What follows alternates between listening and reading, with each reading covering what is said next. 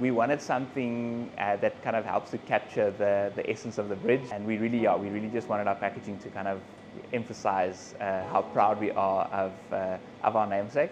We still very much believe in the essence of a homebrew. We still do everything by hand, completely manually. So I'm Karel Brewery.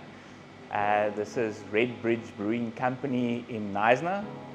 We're a small craft brewery, and we've kind of formed or reformed the brewing industry in Knysna. Knysna being the origin of craft brewing in South Africa. Mitchell started here 38 years ago, and that was the first independent brewery in Southern Africa, and they're also the first craft brewery in South Africa, paving the way and making it possible for other small craft breweries to start. They don't have the access to the equipment and to the ingredients that we have now. Basic things like yeast, they had to cultivate their own. Hops was a challenge. It was like really the basic ingredients weren't readily available at that stage. So they kind of created the industry in South Africa and created the opportunity for craft brewing in the country. They literally created all their beers by finding the missing ingredients. They used things like pre-made cake mixes because they couldn't get certain malts for certain characters, and they used lots of spices, and so they really had to kind of bend the rules to even be able to create some special beers. But it was a major loss for Knysna, a big part of Knysna's history having to leave.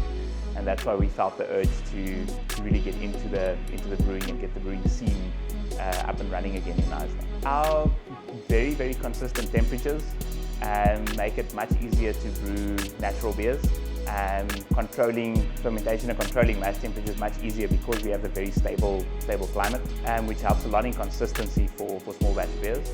But also we have fantastic water here. We're very fortunate in also being very, very close to the hop farms. So we get access to those hop farms, and we get to be there to check harvests. We get to be kind of involved before they pack hops to know what the year's harvests are going to look like. So we get first pick on buying from either the previous year's harvest or waiting on the next year's harvest. We have a very small range of beers. On our permanent brewing list, we only do 4 beers. We're doing a very classic South African lager, something we felt necessary for the South African market. South Africa predominantly consumes lager.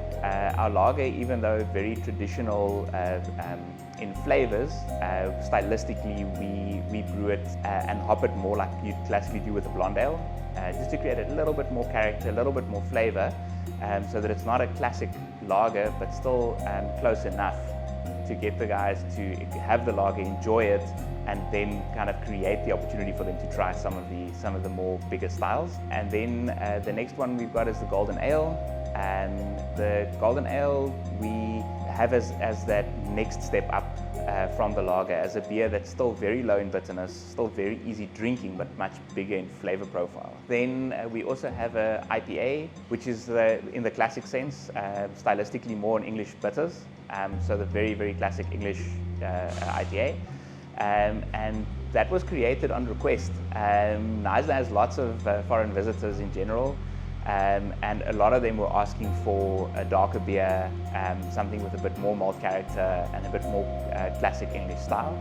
And then the 4th beer in our lineup is the Giant Pale Ale, which is a American style pale ale.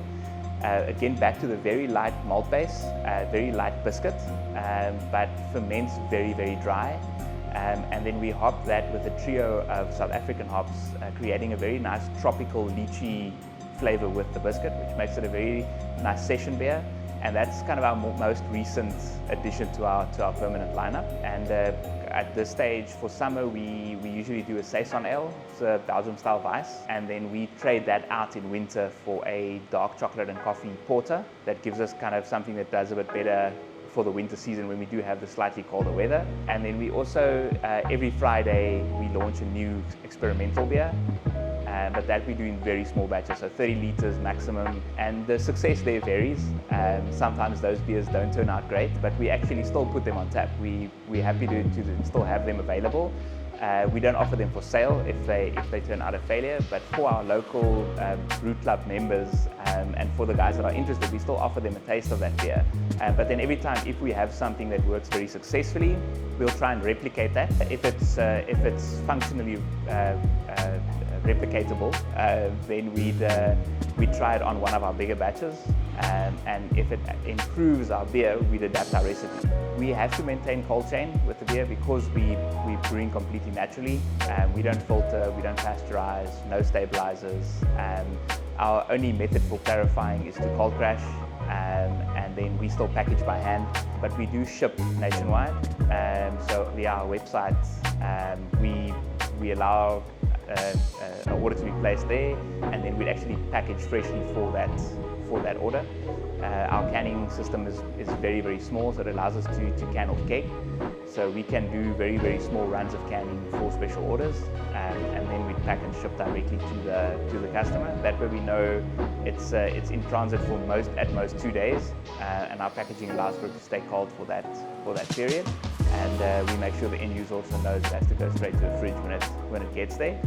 But our focus is definitely based on the Knysna plate set shield area at this stage.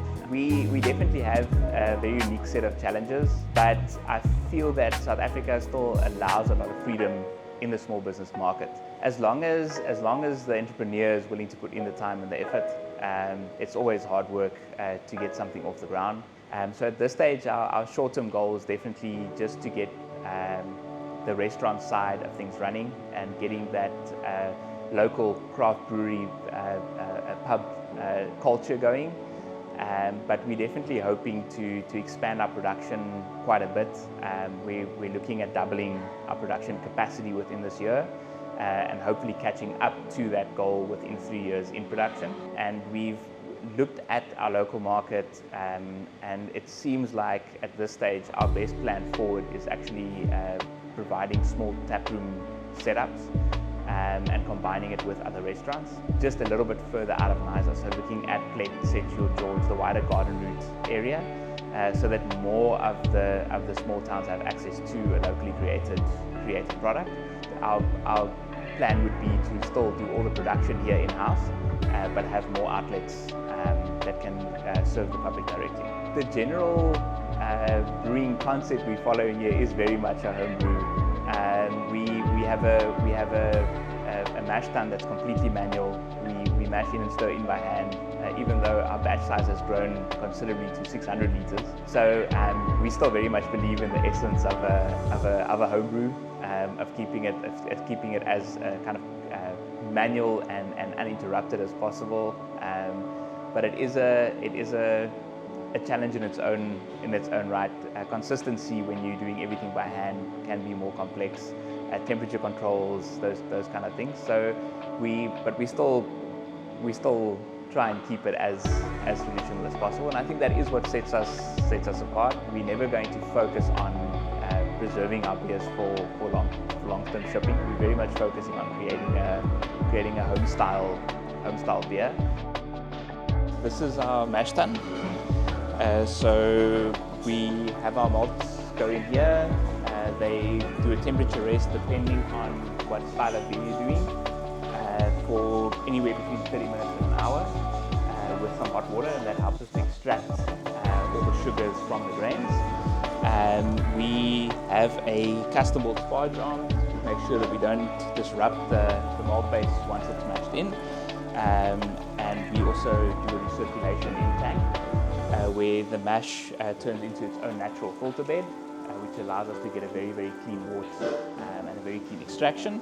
So we relying on importers to bring us a quality variety of malts. So even though our base malt is still available locally, all our specialty grains are imported. This is kind of what the process is built around. The grains give the color to the beer, most of the texture, and of course all the sugars to create the alcohol in the beer all comes from the malted barley. And then we use 13 varietals, different roasts, to get all the... You colors and characters that we're looking for. The malts are of absolute phenomenal quality. We mill in-house in the front. We have a home-built mill.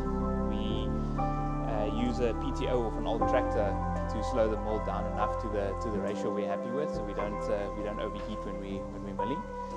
We have a very small canning line. We've a 4-head bottle filler.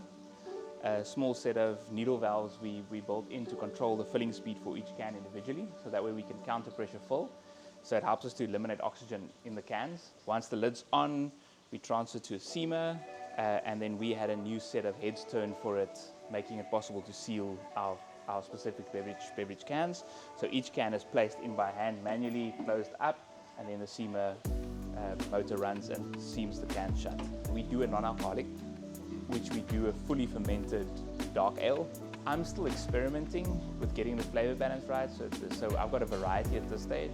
So I'm doing small and larger barrels for differentiation and wood contact. So I'm doing 25 liters and 50 liter barrels, because all of these are being replaced with stainless steel this year.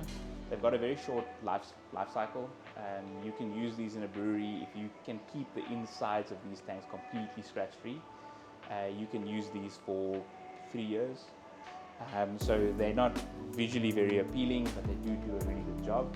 This is less than a tenth of the cost of a stainless steel tank. The branding is predominantly managed by my wife. She does our marketing, and a close friend of hers, Leah, is a very talented illustrator. We wanted something that kind of helps to capture the essence of the bridge, being our namesake.